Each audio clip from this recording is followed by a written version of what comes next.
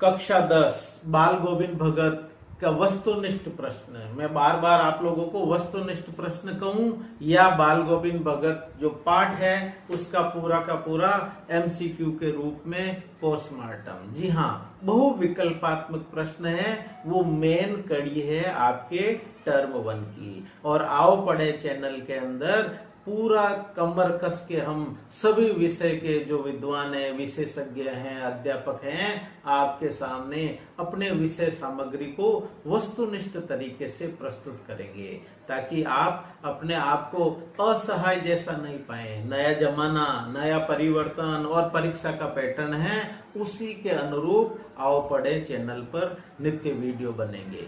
अब मैं आज आपके सामने कक्षा 10 बाल गोविंद भगत है इस अध्याय को लेकर के प्रस्तुत हुआ हूं।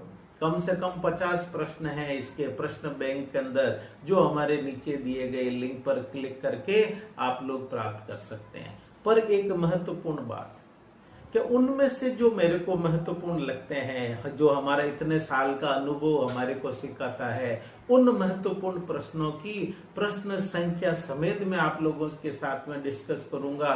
वो प्रश्न क्या है, बार बार रिपीट नहीं हो, इसलिए क्या है कि हमारे प्रश्न बैंक में वहां पर खाली जगह होगी, लेकिन आप निराश नहीं हो। हमारा वीडियो है उसको पॉज करके आप उन प्रश्नों को लिख सकते हैं, उन प्रश्नों के उत्तर लिख सकते हैं, उन प्रश्नों को देख सकते हैं, उन प्रश्नों को पढ़ और सुन सकते हैं। सदैव सभी रूप में आप लोगों का जो सर्वोन्मुखी विकास है वो हमारा मुख्य विषय है, आओ पढ़े चैनल का उद्देश्य है।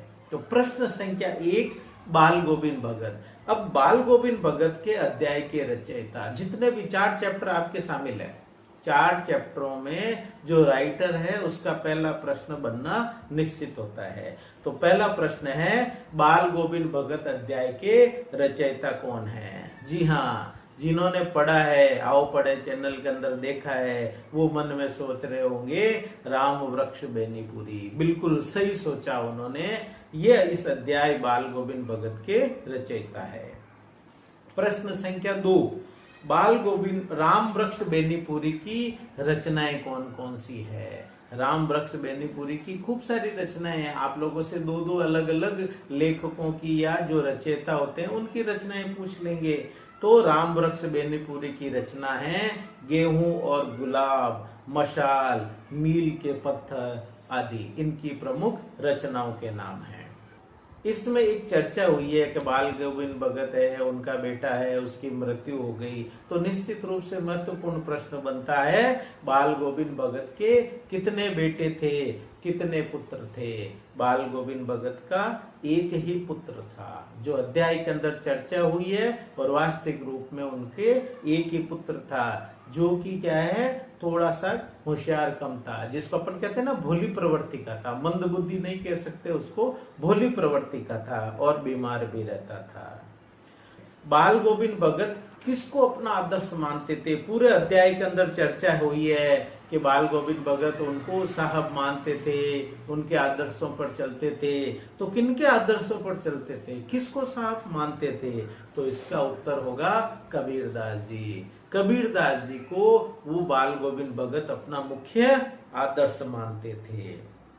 और बाल गोविंद भगत हर वस्तु को किसकी मानते थे?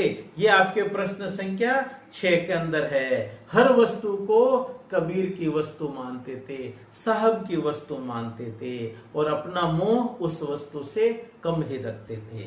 बाल गोविंद भगत, उनके जो शारीरिक रचना है, उनके स्वरूप के बारे में चर्चा की गई है। बाल गोविंद भगत का कद कैसा था? तो बाल गोविंद भगत है वो मंझले कद के थे। इस अध्याय में उनका जो पहला पैराग्राफ है इसमें उसका उत्तर आया हुआ है, अगर आपने अध्याय ढंग से देखा है।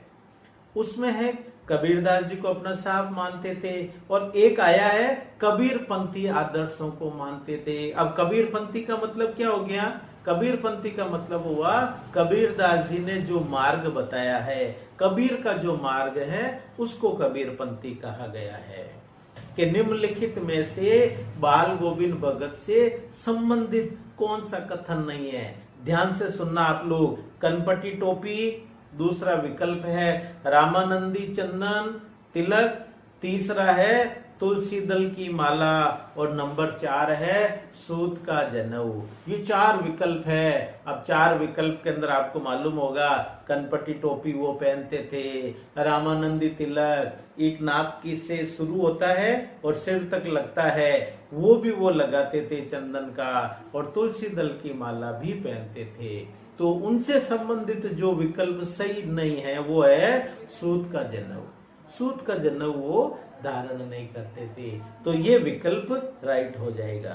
दरबार, खेत में जो उत्पादन होता था, जो भी उनके पास चीज होती थी, दरबार में बैठ कर देते और दरबार में प्रसाद के रूप में प्राप्त होता था, उससे घर गृहस्थी चलाते थे। दरबार का मतलब क्या?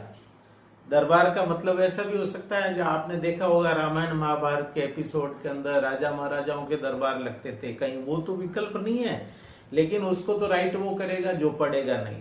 लेकिन आप लोग हमारे साथ में जुड़े हुए हो तो उस बात की तो मैं कल्पना भी नहीं कर सकता। तो दरबार का आशय हो गया, कबीर पंथी जो मठ होता है उसको दरबार कहते हैं। भगत की पुत्र वधू में क्या क्या गुण थे? भगत की पुत्र बाल गोविंद भगत के पुत्र वधू है, वह सुंदर और सुशील थी, घर की जिम्मेदारियों को संभालने वाली थी और घर के प्रबंधन में कुशल थी। और विकल्प 4 उपयुक्त सभी। जी हाँ विद्यार्थियों, विकल्प 4 एकदम एक्यूरेट है, बिल्कुल सही है। बेटे की मृत्यु पर भगत ने पतोहू से क्या कहा था? अपने पुत्र की, वैसे क्या होता है अमूमन अपन जनरल देखते हैं किसी की मृत्यु होती तो दुख या विलाप करते हैं, लेकिन इस प्रश्न संख्या 51 में पूछा है कि बेटे की मृत्यु पर बाल गोविंद भगत ने अपने पुत्र वधू को क्या कहा था? उत्सव मनाने के लिए कहा। उन्होंने कहा रोना धोना बंद करो, क्योंकि आत्मा का परमात्मा से मिलन है हुआ है, इसलिए ये दुख मनाने का नहीं उत्सव मनाने का है। तो उत्सव मनाना विकल्प सही होगा। फिर है इसमें प्रश्न संख्या 56, विरहणी अपने प्रेमी से जा मिली है। पुत्र की मृत्यु पर उन्होंने कहा है कि आत्मा का, अब इसमें है विरहणी अपने प्रेमी से जा मिली है का आशय क्या है? इसका आशय यह है कि आत्मा का परमात्मा से मिलन हुआ है, ये इसका आशय है। तो आपने देखा होगा बाल गोविंद भगत के जितने भी महत्वपूर्ण प्रश्न है, मेरे ख्याल से इसको मैं बोलता हूं इस अध्याय के प्रश्नों का, वस्तुनिष्ठ प्रश्नों का पोस्टमार्टम आपके सामने प्रस्तुत हुआ है। अगर आप एक एक प्रश्नों के बारे में जानना चाहें तो हमारे जो नीचे दिए गए लिंक पर क्लिक करके आप उन प्रश्नों को और उनके उत्तर को जान सकते हैं। लेकिन याद रखना, जिन जिन महत्वपूर्ण प्रश्नों की मैंने चर्चा की है वो आप उन वीडियो पर पॉज करके उन प्रश्न संख्या के क्रम समेत इनके उत्तर प्राप्त कर सकते हैं। आओ पढ़े चैनल के साथ में अपना सहयोग और समय देते रहिए। अभी भी आप ध्यान रखना, जो आपके व्याकरण के टॉपिक हैं जिसके अंदर है वाक्य भेद, वाच्य भेद, पद परिचय और रस, इन चारों के भी एमसीक्यू 1 या 2 नहीं, 2 या 4 नहीं, बिल्कुल एकदम बल्क के रूप में एक के बाद एक से बढ़ के एक उन प्रश्नों के उत्तर भी समाहित करूंगा। तब तक के लिए नमस्कार।